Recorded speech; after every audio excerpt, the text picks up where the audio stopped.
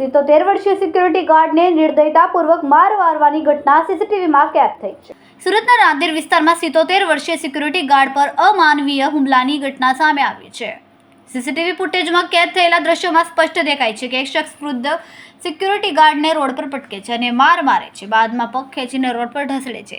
એટલું જ નહીં, લાકડા અને લાતો મુક્કાથી સતત મારે છે. ગંભીર રીતે ઈજા પામેલા વૃદ્ધ સિક્યુરિટી ગાર્ડ ભાઈલાલભાઈ પ્રજાપતિને સારવાર માટે હોસ્પિટલ ખસેડવામાં આવ્યા. રાંદેર પોલીસ મથકમાંથી મળતી માહિતી અનુસાર 77 વર્ષીય ભાઈલાલભાઈ ધનજીભાઈ પ્રજાપતિ માલવિયા હોસ્પિટલ ખાતે સિક્યુરિટી ગાર્ડ તરીકે ફરજ બજાવે છે. ધૂળેટીના દિવસે તેઓ પોતાની ફરજ પર હતા. એ દિવસે કારમાં બે શખ્સ હોસ્પિટલના પાર્કિંગમાં રોકાયા હતા. ત્યાં તેઓ પેશાબ કરવા લાગ્યા હતા.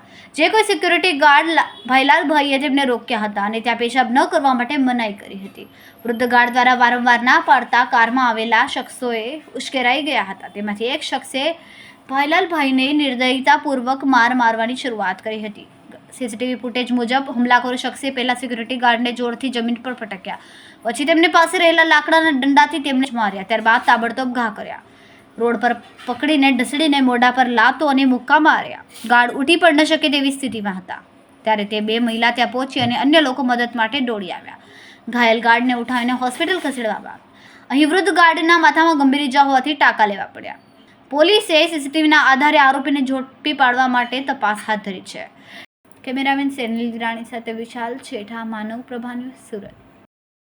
અમારા વિડિયોની નવી અપડેટ મેળવવા માટે સબસ્ક્રાઇબ કરો માનવ પ્રભા ન્યૂઝ ચેનલને. બેલ આઇકન ક્લિક કરો લેટેસ્ટ વિડિયો સૌથી પહેલા મેળવવા માટે.